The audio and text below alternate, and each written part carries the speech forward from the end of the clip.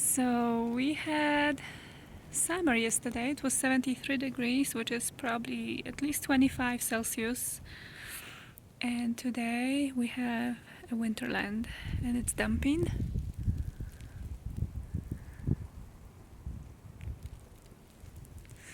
And here is Maggie. How you like it, Maggie?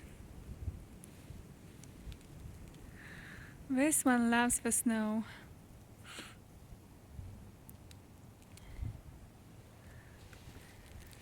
What you doing, baby girl? Too cold, huh? Oh my gosh, it is so beautiful outside. I love it.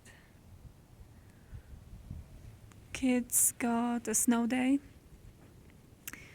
and my work is delayed while I'm at home, but they will probably close the office too because it's supposed to snow the whole day and we're expecting a blizzard, so it's not very safe, but it is definitely gorgeous.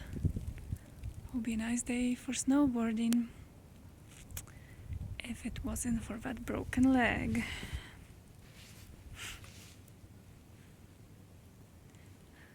I just love Colorado in this weather.